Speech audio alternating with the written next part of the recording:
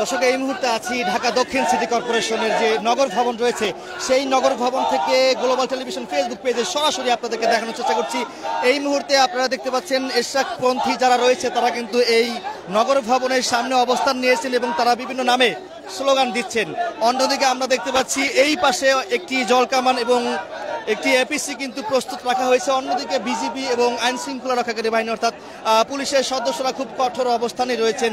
অন্যদিকে আমরা দেখতে পাচ্ছি ঢাকার বিভিন্ন জায়গা থেকে, দূর দূরান্ত থেকে, বিশেষ করে ঢাকা মহানগর বা ঢাকা দক্ষিণ সিটি কর্পোরেশন, সেই জায়গা থেকে আসলে ইশরাকপন্থী যারা রয়েছে তারা কিন্তু ইতিমধ্যেই এই নগর ভবনের সামনে অবস্থান নিয়েছেন।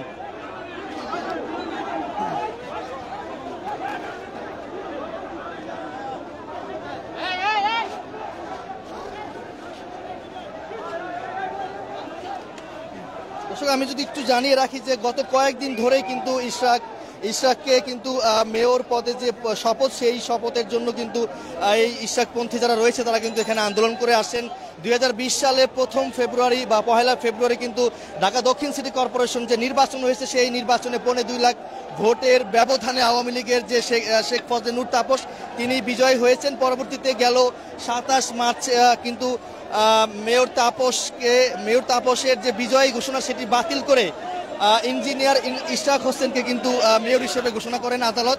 এরপর কিন্তু ইঞ্জিনিয়ার ইশরাক হোসেনকে এখন অবধি পর্যন্ত শপথ পাঠ করানো হচ্ছে না। তো সেই শপথ পাঠ করার জন্য এবং মেয়র হিসেবে তাকে এখানে বসানোর জন্য কিন্তু ইশরাকপন্থীরা কিন্তু এই নগর ভবনের সামনে কিন্তু অবস্থান করে আসছেন। আমরা আপনাদেরকে গ্লোবাল টেলিভিশন ফেসবুক পেজে সরাসরি দেখানোর চেষ্টা করছি। আমরা কয়েকজনের সঙ্গে কথা বলার চেষ্টা করব।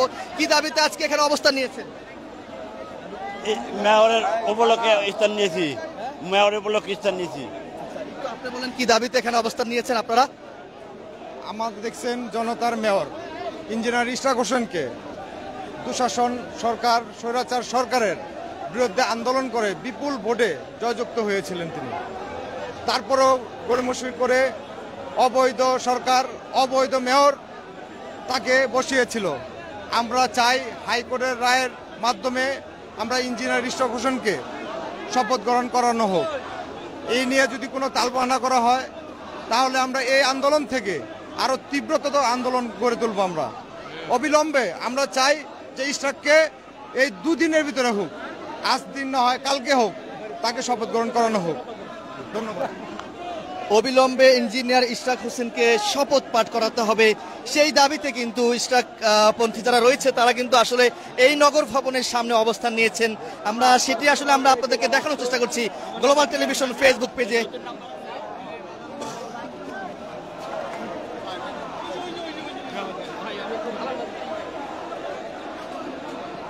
আজকে আপনারা এখানে কি দাবিতে অবস্থান নিয়েছেন? আমরা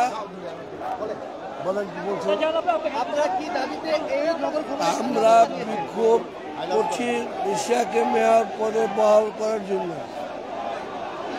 কতদিন ধরে আন্দোলন আপনারা চালাচ্ছেন? আচ্ছা, 3-4 দিন হয়ে গেছে। 3-4 দিন হয়ে গেছে। জি, একটু আপনার কাছ থেকে জানতে চাচ্ছি কি দাবিতে আপনারা এখানে অবস্থান নিয়েছেন? আমাদের মেয়র সাহেব ইঞ্জিনিয়ার ইশরাক, ওনাকে যে কোর্ট রায় দিয়েছেন, সেই কোর্টের রায়ের পুনর্বহাল করার জন্য, ওনার মেয়র পদে অধিষ্ঠিত করার জন্য আমরা এই দাবি আদায় করছি। কি দাবিতে আপনারা এখানে অবস্থান নিয়েছেন? আসলে এটা বিচার বিভাগ থেকে একটা রায় হয়েছে। বিচার বিভাগের রায়ে ইশরাক সাহেবকে মেয়র ঘোষণা করা হয়েছে, একটা আদেশ এসছে। সেই আলোকে নির্বাচন কমিশন শপথ পড়াবেন, কিন্তু সেই শপথ পড়াচ্ছেন না, বৈধ মেয়রকে তার দায়িত্ব দিচ্ছেন না। আমরা সেই জন্য নির্বাচন কমিশনার এখন অবধি পর্যন্ত ইঞ্জিনিয়ার ইশরাক হোসেনকে শপথ পাঠ করাচ্ছেন না। সেই প্রতিবাদে মূলত আজকে এই নগর ভবনের সামনে গত 3 থেকে 4 দিন ধরে ইশরাকপন্থী বা ইশরাকের যে অনুসারী যারা রয়েছে তারা কিন্তু এই নগর ভবনের সামনে অবস্থান নিয়েছেন, বিভিন্ন নামে স্লোগান দিচ্ছে। মেয়র হিসাবে ইঞ্জিনিয়ার ইশরাক হোসেনকে আমরা দেখতে চাই। এই মুহূর্তে তারা মিছিল নিয়ে ঢাকার যে গুলিস্তান যে মাজারটি রয়েছে সেই মাজারের দিকে যাচ্ছে। আমরা সেটি আসলে আমরা আপনাদেরকে দেখানোর চেষ্টা করছি, আমাদের সাথেই থাকুন। দর্শক, এখানে বিএনপি নেতাকর্মীরা কিন্তু স্লোগান দিচ্ছে।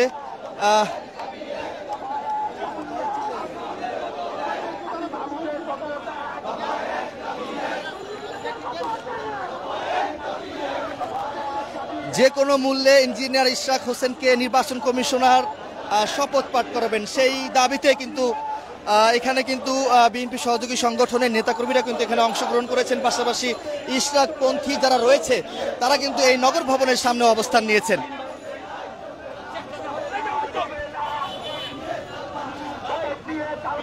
দর্শক, লাইভটি কে কোথা থেকে দেখছেন কমেন্টে জানাতে পারেন এবং লাইভটি সবাই শেয়ার করে দিতে পারেন। এই মুহূর্তে নগর ভবনের সামনে কিন্তু একটি জলকামান, একটি এপিসি এবং বিজেপি এবং পুলিশ সদস্যরা খুব কঠোর অবস্থানে রয়েছেন। এর পাশাপাশি আমরা দেখতে পাচ্ছি ইঞ্জিনিয়ার ইশরাক হোসেনের অনুসারী বা পন্থী যারা রয়েছে তারা কিন্তু বিক্ষোভ করছেন বা মিছিল করছেন বা বিভিন্ন নামে স্লোগান দিচ্ছে। স্বেচ্ছাসেবক দলের নেতাকর্মীরা কিন্তু এখানে রয়েছেন।